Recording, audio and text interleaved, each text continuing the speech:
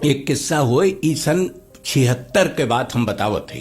1976 में गोरखपुर में फिर गोरखपुरी आए रहे, बहुत बड़ा शायर। तो उनसे कई जने आए मिले उले, तो हम गए रहन एक जने दू जने के साथे हिम्मत जुटाई के। बहुत कम उम्र रही, 20-21 साल के रहा हो, 22 साल के।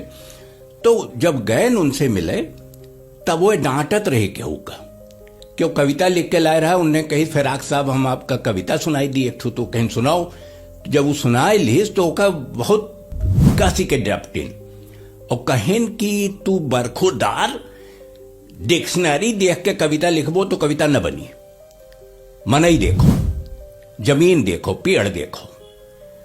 तो वो डांट वांट सुन के हमें ला कि हम एक सवाल पूछिया रहे ना, पूछी कि ना पूछी ना, अब मेरे ऊपर चाड़ी बैठे डांटे लागे और बड़ी बेइज्जती हो जाए कहे कि हम नवा नवा गोरखपुर यूनिवर्सिटी में पढ़ाए गए रहे। लेकिन हम पूछ लिए उनसे, हम कहें बाबा तू आपके यहाँ फिराक साहब सबसे बड़ा शायर आपकी नजर में के है? तो हमें लगत रहा है वो कहते हैं फिराके हैं, वो अपने कोनो कमजोर थोड़ो कम थोड़ो मानत रहे।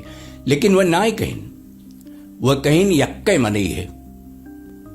दुनिया के सबसे बड़ा जोन शायर है ओकर नाव है गोस्वामी तुलसीदास। और कहीं वो इतना बड़ा है कि हमें अगर उनके घर में झाड़ू लगावक मिली जाए तो हम अपने धन्य समझे।